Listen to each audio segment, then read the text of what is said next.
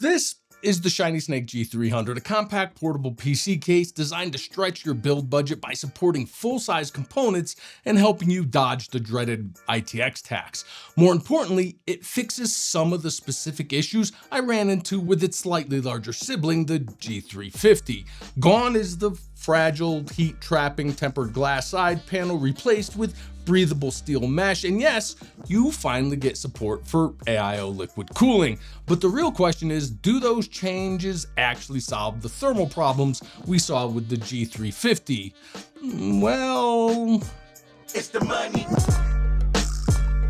Let's jump right in and take a look at the specs and features of this case. The shiny Snake G300 measures 345 millimeters long, 188 millimeters wide, and 260 millimeters tall. It supports either mini ITX or micro ATX motherboards, CPU air coolers up to 164 millimeters tall, graphics cards up to 340 millimeters long, and both SFX or ATX power supplies up to 140 millimeters in length.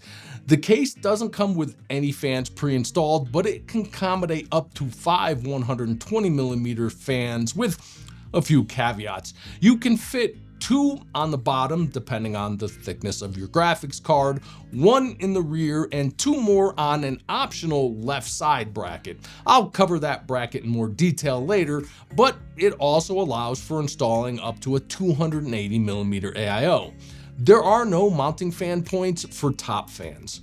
For storage, there's support for one 3.5-inch hard drive or one 2.5-inch SSD on the bottom of the case, but if you install 2 bottom fans, only the 2.5-inch drive will fit. Behind the right panel, there's basically no room for cable management except for a very tight area directly next to the PSU. Around back, you'll find 4 PCIe expansion slots to accommodate the micro ATX boards and a power pass-through cable set up for the front-mounted PSU. The front I/O is tucked along the lower left side of the case and includes 2 USB 2.0 ports, 2 USB 3.2 Gen 1 Type A ports, and 1 USB 3.2 Gen 2 Type C port, and a headset combo jack. Construction-wise, the G300 is built from SECC powder-coated steel. The left side panel is breathable steel mesh. The right side is solid steel, and the top and front panels, while not easily removable, are mostly ventilated mesh as well. Up top, there's a sturdy PU leather handle with what feels like a solid metal core bolted directly to the chassis. It's strong enough to carry the case even when fully loaded with heavy components. Like the larger G350, the G300 feels solid and rugged, but thanks to its smaller 16.8-liter footprint and the lack of tempered glass, it's noticeably lighter and far less prone to shattering during transport. The shiny Snake G300 comes in either black or white with an MSRP of $89. At the time of filming, it's going for $80, but if you want the AIO and SFX power supply bracket, that's an extra $15. I've included a link below if you want to check the current pricing.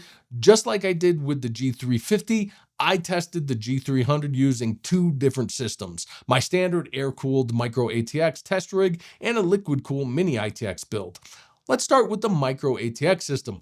These components were already pushing the limits of the larger G350, so fitting them into the G300 required a lot more planning. First off, having a modular power supply with as few cables connected as possible is absolutely essential here. To make installation easier, I connected the 8 and 24 pin power cables to the motherboard before mounting it in the case.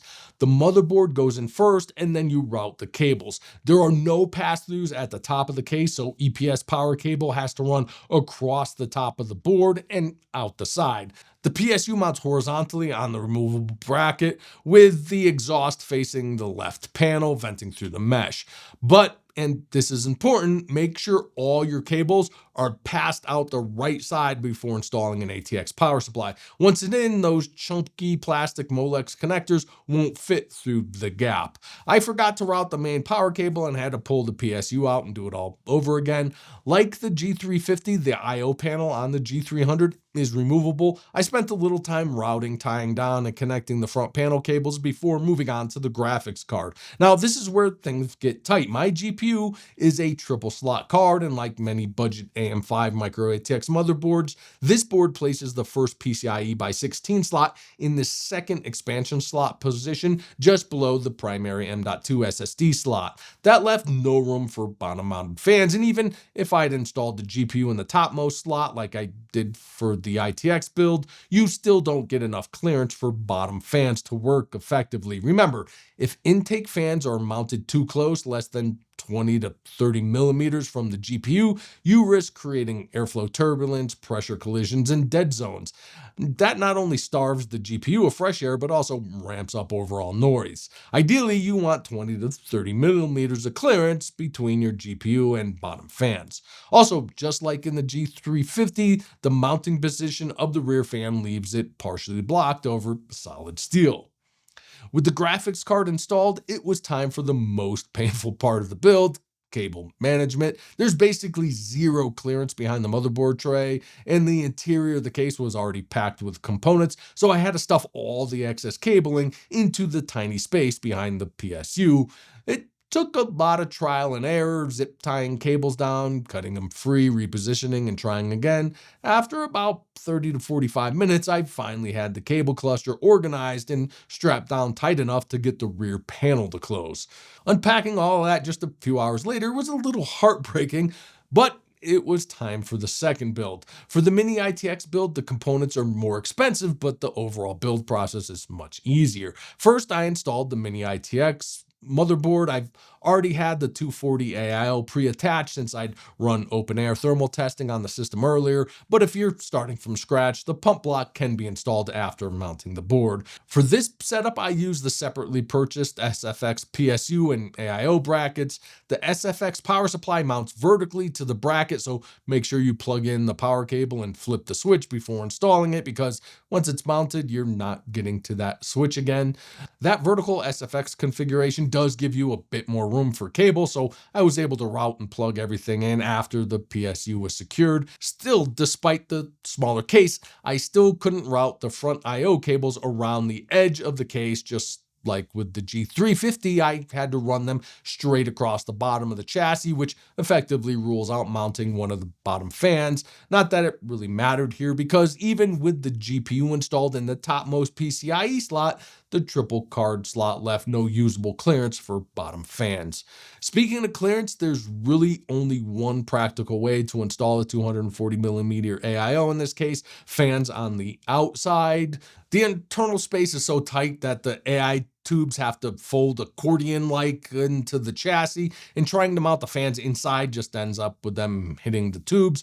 For testing, I tried two fan configurations. First, a push setup with the radiator fans mounted externally to push fresh air into the case through the radiator, and the rear case fan exhausting out the back. Then I flipped it into a pull setup, fans pulling air through the radiator and exhausting it out through the side panel, with the rear fan reversed to act as an intake.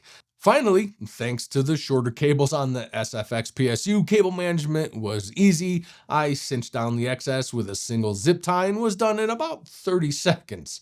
So, how did the smaller, more porous case actually perform? Well, unfortunately, the mesh side panel couldn't overcome the combined challenges of a smaller internal volume and the lack of case fans. With my standard air-cooled test system, the G300 actually performed worse than the G350. Compared to open air test bench results in an average of 3 20-minute gaming sessions, CPU temps were 11 degrees higher, VRM temps climbed by 7.4 degrees Celsius, and GPU temps shot up by 16.2 degrees inside the case. That's a significant jump, especially for the GPU. The added mesh ventilation just wasn't enough to feed the system with sufficient fresh air.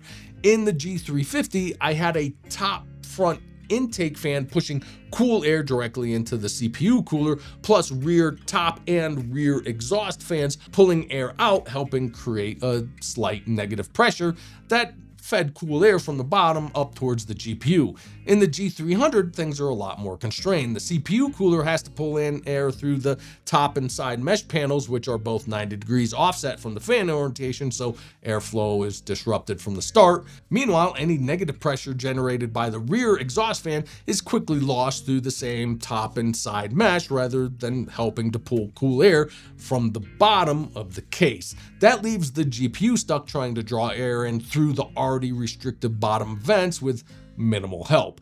Combined with the lack of lower internal volume, lack of directed intake and exhaust fans, and relatively low effective porosity compared to actively ventilated setups, the system heat soaked quickly. Temperatures ramped up fast, especially for the GPU, and a 16 degrees Celsius rise will affect boost behavior, especially in long workloads or gaming sessions. Bottom line, without fans and proper directional airflow, the G300 thermal design struggles under heavy workloads, even more so than its larger sibling. Now, I'd love to say that the liquid-cooled mini ITX system performed better, and it did, but not by much. As expected, the push fan configuration performed worse. In this setup, CPU temps rose by 8.3 degrees, VRM temps climbed by 6.9, and GPU temps increased by 12.2 degrees Celsius. Even though the radiator fans were pulling fresh air directly through the radiator, which sounds like it should benefit CPU thermals, it actually didn't. The issue was airflow exit. Once the air passed through the radiator and warmed up, it had nowhere to go. The case's overall porosity just wasn't adequate to vent that hot air fast enough, and positive pressure built up inside, slowly cooking the motherboard. That pressure buildup also made things worse for the GPU, which now had to fight for fresh air in an already heat-saturated enclosure. I confirmed this by simply removing the solid steel right side panel, and that instantly relieved the internal pressure and dropped component temps by a few degrees, especially on the GPU. I then flipped the radiator fans into a pull configuration, exhausting hot air straight out the side of the case, while using the rear fan now flipped as an intake to bring cool air in. This setup is kind of like an inverted ATX tower where the AIO is mounted on the motherboard side with front intake fans.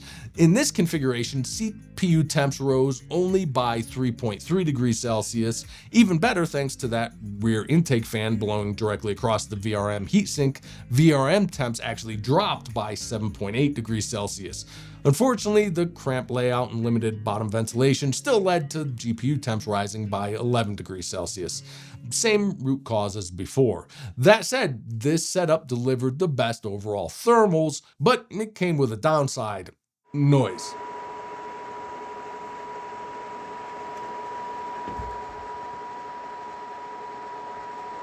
I traced the increased acoustics to the rear fan, and this configuration flipped as an intake, and the round ventilation pattern created a harsh resonance, producing a noticeable and unpleasant tone. Ultimately, my overall assessment of the G300 is about the same as the G350. I appreciate a portable case that supports larger, more affordable components, especially since strict mini ITX builds can get expensive fast and skew the price to performance ratio.